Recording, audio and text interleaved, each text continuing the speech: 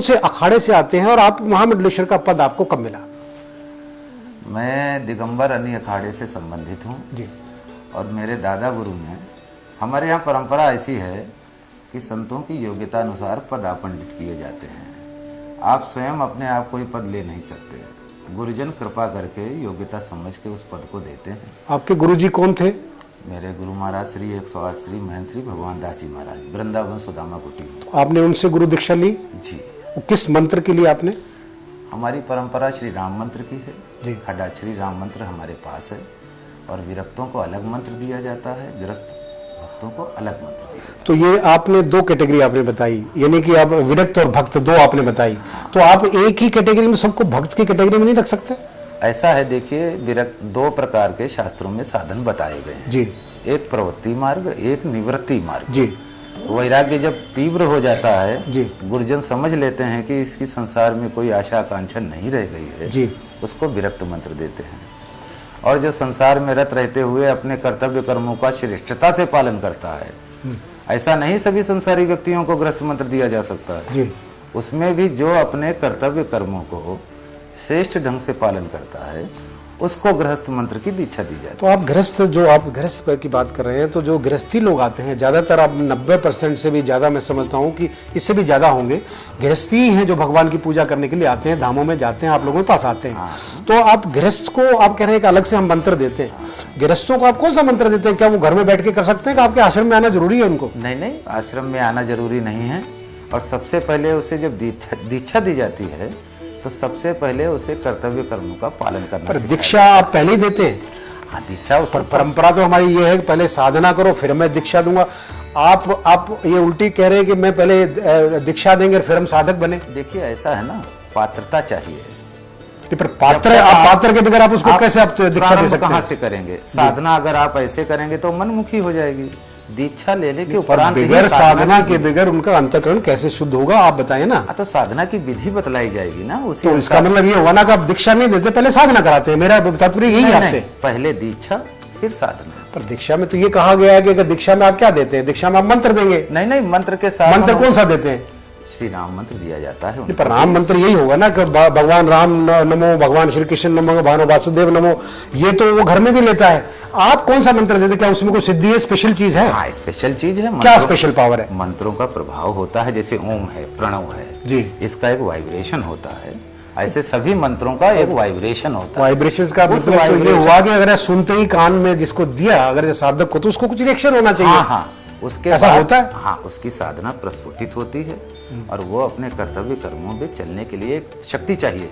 देखिए, आज के युग में आपको एक शक्ति चाहिए, कर्तव्य पथ पे चलने के लिए भी शक्ति चाहिए। लेकिन आज कलयुग में तो महाराज जी, कलयुग के अंदर तो ये कहा है कि भगवान का 24 घंटे गुणगान गान करना चाहिए, उनका रूप ध्यान करना चाहिए, उनकी भक्ति करनी चाहिए। तो केवल मंत्र देने से वो कैसे काम चलेगा? उस भक्त का कैसे काम चलेगा? आपको बता, मान लीजिए गृहस्थी है तो उसको आप कैसे एक मंत्र देंगे? आपको हमने मंत्र दिया, मंत्र के पश्चात कुछ साधना की विधियां बताई जी, कि जैसे हमारे संतों के लिए तो एक शब्द है जी, कि हाथ का सच्चा लंगोटी का पक्का, सदुकड़ी भाषा में आपको बता रहा हूँ। ठीक है, ठीक है। और गृहस्थों के लिए बताया गया जी, है जी, अपने माता पिता की जो भी कर्तव्य जिसको निर्धारित किए गए हैं। जी, जो पुलिस वाला है वो श्रेष्ठ पुलिस वाला बने, जी, जो मास्टर है वो श्रेष्ठ मास्टर बने, जो अपने जिसके जो कर्तव्य कर्म हैं उसमें जब तक गुणवत्ता नहीं आएगी तब तक आप भक्ति मार्ग पे चलेंगे कैसे? तो आपका कहने का मतलब है कि अपना गृहस्थ जीवन रखते हुए भी भक्ति कर सकता है? अवश्य। आपका कहने का मतलब यही है? हाँ हाँ। और आश्चर्य तो ये है, जो गति उस विरक्त मंत्र को जपने के बाद संत को प्राप्त होती है, वही सदगति उस सदगृहस्थ को, सदगृहस्थ मैं इसलिए कह रहा हूँ क्योंकि उसमें नियम है, अपने कर्तव्य कर्मों का पालन है, करते हुए उसी गति को प्राप्त होता है। अच्छा, अब मुझे आप बताइए कि आप गंगा के किनारे हैं, उत्तर काशी में हैं, गंगा गोमुख से शुरू होती है, गंगा सागर तक जाती है। आज पूरी गंगा इतनी मैली हो गई है, दुनिया भर के उसके अंदर कचरा कूड़ा है। वाराणसी आए तो वहाँ इतने शव जो जाते हैं, जो उसमें बहाए जाते हैं, इतनी गंदी हो गई है। इसको गंगा एक्शन प्लान हमारे प्रधानमंत्री नए, उन्होंने एक गंगा एक्शन प्लान बनाई है, उसका मिनिस्ट्री बनाई है, आदरणीय उमा भारती जी को उसका मिनिस्टर बनाया गंगा का। आप उत्तरकाशी में, आप संत महापुरुषों ने सोचा है कि इस गंगा को अब हम कैसे पवित्र करें? नहीं, हम सब तो निरंतर इस विषय पे चिंतन करते रहते हैं और अपने हमेशा जागरूक करते रहते हैं जनता को। देखिए, एक सामुदायिक कार्य है और आज के युग में आवश्यकता इस बात की है कि सामुदायिक कार्यों की ओर हम लोगों को प्रेरित करें। अपने घर को तो हम स्वच्छ कर लेते हैं, लेकिन गंगा तो हमारी सबकी माँ है ना। लेकिन वहां पर जो इतने अखाड़े हैं या जितने महंत हैं, वो क्यों फिर शवों को जलवाने देते हैं? देखिए ऐसा वहां है। 24 घंटे, एक काशी ऐसी जगह है पूरी विश्व के अंदर जिसमें 24 आवर्स 24 घंटे निरंतर लाशों का आना और जलना रहता है। और उन सब की जो भी गंदगी या जो भी उसकी जो जाती है, उनको फूल कहा जाता है हमारे हिंदू, हमारे सनातन धर्म में, वो उसमें प्रवाह किया जाता है। तो उससे गंगा कितनी मैली। आपने अपने साधु संतों का समाज में इस बात को बीड़ा उठाकर उसको रोकने का प्रयास किया? देखिए हम सब तो ये चाहते हैं कि जो हमारी परंपरा है उसका उल्लंघन भी न हो और प्रदूषण भी न हो।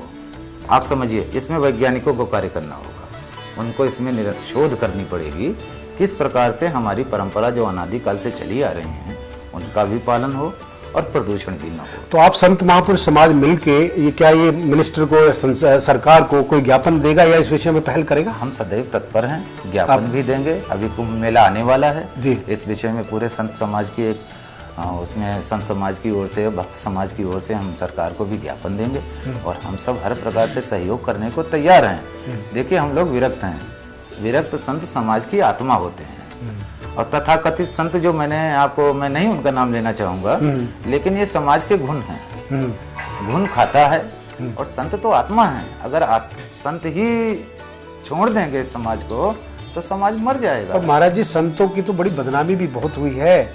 आप संत ऐसे संत निकले हैं बीचों में से, जिसको नाम ले तो आम आदमी की धारणा ये होगी, बाबा आता है तो बाबा के नाम से आप घबराने लग गए। ऐसा क्यों है? मतलब ऐसी उन्होंने को जो किया, तो आपका कोई ऐसा अखाड़ा या परिषद या कोई ऐसी संस्था है जो ऐसे संतों को रोके?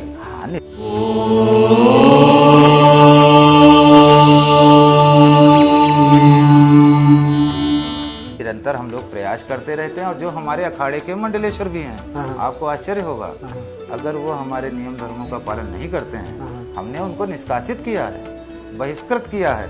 परंतु आप एक बात मानिए, जो हमारे अखाड़े दौरे में सम्मिलित ही नहीं है, उस पर हम क्या अनुशासनात्मक कार्यवाही कर सकते हैं? आम जनता को आप क्या बताएंगे भी, कैसे पहचाने सच्चे संत को? कैसे पहचाने, आप क्या बताएंगे? देखिए, कैसे आए? आपके पास गए और आपसे उन्होंने पूजा पाड़ा की, तो ये तो करते करते जिंदगी बीत जाएगी। एक मनुष्य की उम्र 50 साल 100 साल, वो 10 साल भाग गया, 5 साल भाग गया, 2 साल भाग गया।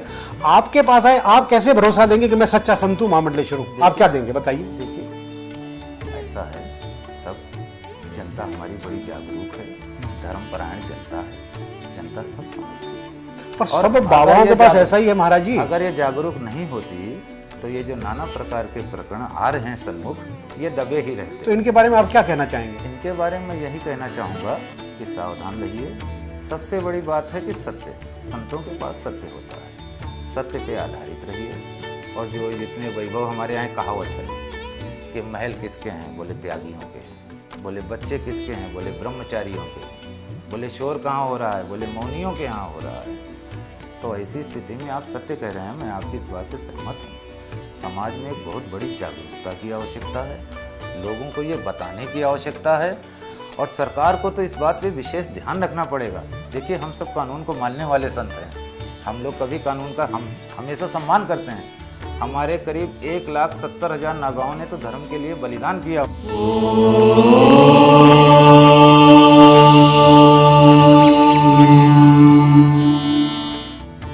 अभी आपने सुना कि संत परंपरा और संत का, हम संत जो है, ऐसा महामंडलेश्वर जी ने बताया कि हम संत समाज के लिए हैं, हम संत समाज को सुधारने के लिए हैं, हम समाज को हम खराब करने के लिए नहीं हैं।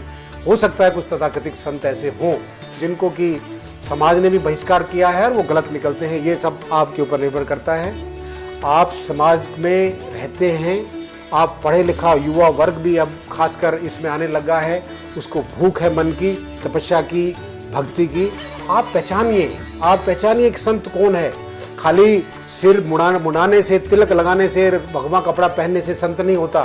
संत की भी परंपराएं हैं जो अभी ये बताएगी, महामंडलेश्वर जी ने बताया कि संत की हमारी परंपराएं हैं। संत की मर्यादा नहीं होगी तो समाज भी नहीं होगा। संतों के पास जाना होगा, संतों के बात माननी होगी, संतों के आदेश पालन करना होगा, लेकिन सच्चे संतों का, वो सच्चे संत कौन होंगे वो हम अगले कार्य में बताएंगे। शेष फिर नमस्कार।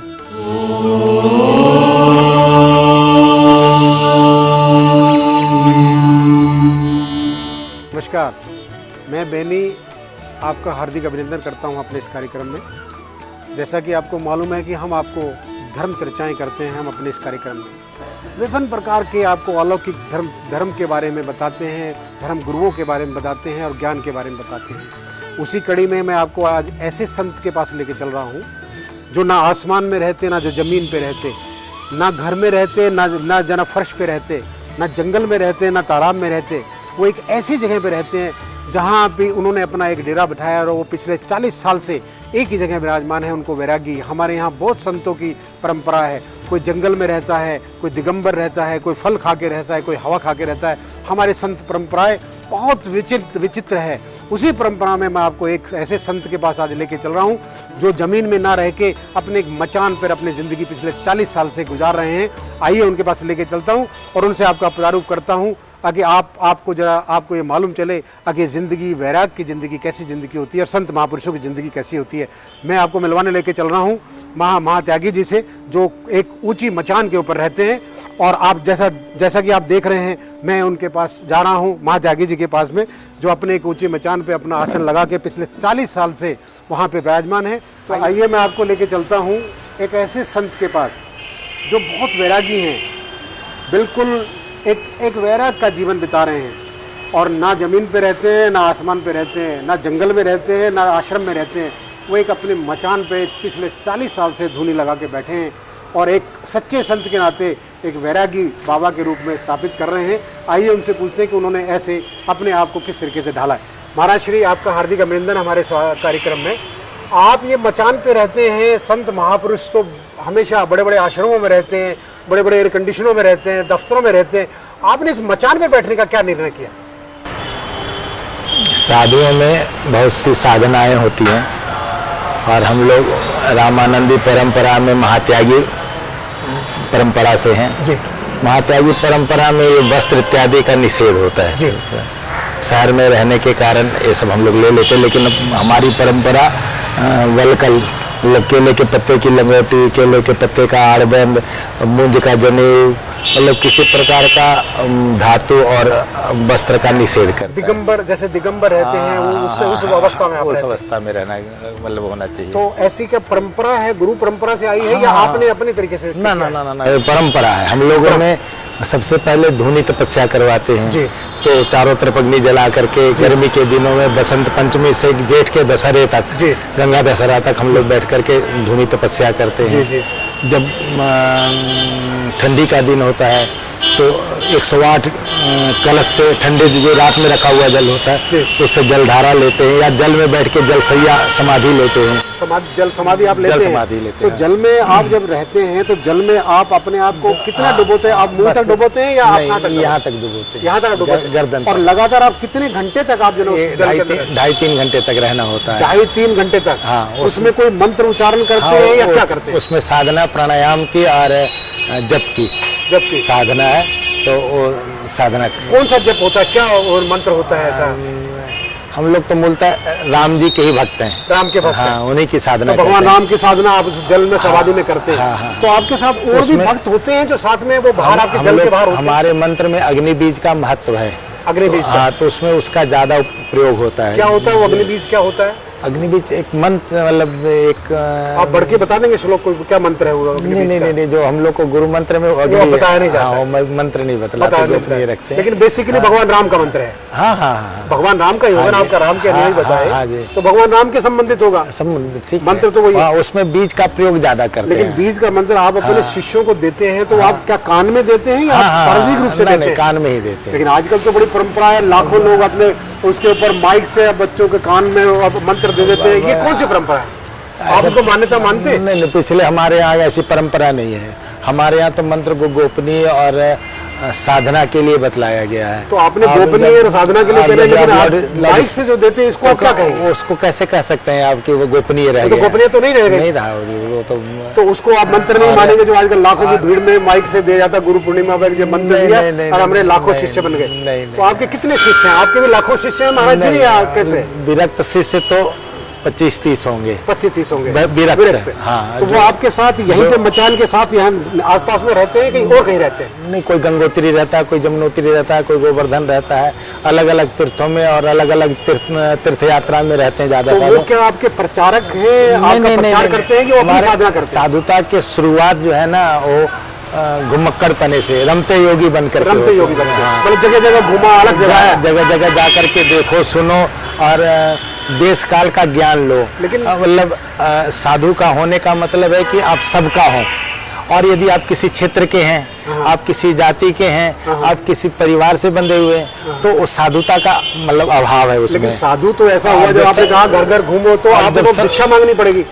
भिक्षा मांगते हैं आप? हाँ, आप मधुकरी करते हैं? हाँ, आपने मधुकरी खाई है? हाँ, क्यों नहीं खाई? तो आपने मधुकरी नहीं, आप यहाँ शहर में रह रहे हैं, आप शहर में यहाँ कितनी मधुकरी आप लेके आते हैं? कभी आपने ली है या आपने छोड़ दी? नहीं, अब छोड़ दी हमने। आपने छोड़ दिया? तो आपका भोजन, जो आपका भोजन होगा वो आपका कहाँ से बन के आता? आपकी रसोई से? ना, अब तो यही फलाहार में शुरू से फलाहार लेता हूँ। आप अन्न नहीं लेते? अन्न नहीं लेता। अन्न आपने छोड़ा हुआ है, केवल आप फलाहार लेता हूँ। तो ये मचान पे आप जो बैठे हैं, इसमें आप कैसे साधना अपने उसी क्रम में बतला रहा हूँ मैं कि जब हम धूनी की तपस्या, अग्नि तपस्या करते हैं, फिर जल सैया लेते हैं, बरसात के दिनों में मेघाडंबर का मतलब है खुले आकाश में रहना। तो उसके लिए मचान पे बैठ करके, और जो मतलब ऊपर छत नहीं होनी चाहिए, खुला जो भी बारिश होता है उसको झेलना मेघाडंबर कहते हैं। लेकिन आप यहाँ मचान में बैठते तो ऐसा होता, अब बरसात के दिनों में क्या करते हैं? बचपन में हमने ऐसे बैठा, बिल्कुल खुले बैठे, कोई ऊपर कुछ नहीं, बिल्कुल भगवान की खुले आसमान के नीचे झरी बनी रही और एक धूनी चेतन रखा, और भगवान का जप और ध्यान में भिक्षा मांग के लाते, खाते और समाधि अपने करते कर लिए। तो आपने शिष्य परंपरा कब शुरू किया? आपने शिष्य बनाने कब से शुरू? जब इन 3 तपस्याओं के बाद, जब ये जो तपस्या है, इसको वास्तव में ऊर्ध्ववास कहते हैं। ऊर्ध्ववास क्या है? ऊर्ध्व का मतलब ऊपर का वास, परमेश्वर का वास हो, जो इसका वास्तविक स्वरूप है। ऊर्ध्ववास का मतलब है कि भगवान में विराजमान होना, भगवान में रहना, भगवान के साथ रहना, भगवान हमारे हैं, हम भगवान के हैं। तो आप इसी समाधि में रहते हैं? भगवान की समाधि में कितने घंटे तक रहते हैं? ये इसका मतलब जो सहज और सात्विक अर्थ तो यही है। दूसरी स्थिति है कि जब भगवान राम वनवास गए हैं ना, तो वहाँ पर बहुत से साधु मिलने आए हैं। उनमें 32 प्रकार के तपस्वियों संतों का वर्णन है। कोई ऊर्ध्वबाहु है जो भुजा उठा के रखता है, कोई गीले वस्त्र में रहता है, कोई जल के अंदर रहता है, कोई खड़ेश्वरी है, कोई एक आसन पे बैठा ही रहता है, कोई दूध ही पीता है, कोई सूखे पत्ते खाता है। महाराज जी, ये तो आपने योग की क्रियाएं बताएं। योग नहीं बतला रहा हूँ, ना, योग अभी नहीं बतला रहा हूँ मैं तो इसको सिर्फ जीवन को साधने का एक तरीका है। आपका कौन सा मार्ग है? आपका ज्ञान मार्ग है, योग मार्ग है, भक्ति मार्ग है? कौन सा मार्ग में? उन्हीं साधनाओं में ऊर्ध्ववास एक तपस्या है। ऊर्ध्ववास किसके अंतर्गत आती है? भक्ति में आती है, ज्ञान में आती है? तीनों बातें के बिना कोई बात पूरी होती नहीं। अकेला कोई चीज पूरा नहीं है। खाली ज्ञान, खाली भक्ति और सिर्फ वैराग्य कोई अर्थ नहीं रखता है। जब आएगा तो तीनों चीज आएगा। पर महाराज श्री, बड़े बड़े योगी आजकल तो इतने बड़े बड़े आश्रम कहते हैं, योग ऋषि और योग परंपराएं करें, वो क्या आडंबर है? क्या लाखों की भीड़ जाती है वहां पर? तो ये भक्ति नहीं है इसका मतलब? वो तो एक अकेले एक योग ऋषि के रूप में स्थापित करते हैं, ऐसा क्या है? देखिए, जहाँ तक मैं ऐसा समझता हूँ कि बहुत महापुरुष लोग हैं जी, और महापुरुष लोगों का उपदेश जीवन को सफल करता है जी। सबके सब एक जैसे हो तो ऐसा संभव नहीं है जी। और सबके सब श्रेष्ठ पुरुष हो जाए ऐसा भी संभव नहीं है। ज्यादा लोग तो निम्न तबके के होते हैं ना, नीचे सीढ़ी पे खड़े लोग ज्यादा होते हैं, ऊपर सीढ़ी पे खड़े लोग थोड़े होते हैं। यश कीर्ति बन जाना ये अलग चीज है। पर हम आपसे ये पूछ रहे हैं, आप अपनी भक्ति किस, अपने शिष्यों को कौन सी भक्ति का आप मार्ग? हम लोग राम भक्ति की बात करते हैं। राम भक्ति की बात? राम भक्ति। तो राम दरबार, आपके यहाँ पे राम दरबार होगा तो उसमें आप लोग संकीर्तन वगैरह कराते हैं अपने भक्तों का? कैसे? हाँ, क्यों नहीं करो? रोजाना सुबह शाम होता है? हाँ, या दिन भर चलता है? नहीं, सुबह शाम तो होता ही होता है जी। और दिन में कैसे होता है? दिन में भी मतलब कुछ संत बैठ करके आप आपस में समय बांट लेते हैं, कीर्तन करते रहते हैं। तो आपका कोई भी गृहस्थी आए, मान लीजिए कोई गृहस्थी आता है, कोई एक साधारण मनुष्य आता है, गरीब हो, अमीर हो, मिडिल क्लास हो, पढ़ा लिखा हो, कोई आए, तो उसको आप क्या शिक्षा देंगे? आप अपने गृहस्थ आश्रम में रह के मेरे पास आइए, या सब कुछ छोड़ के मेरे पास आ जाइए? मैं घर छोड़ने की बात नहीं कह रहा हूँ, मतलब गृहस्थ जीवन में रहे। एक घटना बतलाता हूँ मैं आपको कि मैं एक बैंक के मैनेजर थे, NR जोशी, हमारे साथ हमारे गुरु स्थान हिमाचल हमीरपुर गए। और हमारे यहाँ संत शुरू से ही भरे रहते हैं। तो नया नया मामला था, 40 साल पुरानी बात कह रहा जी हूँ। जी जी। तो हम वो जो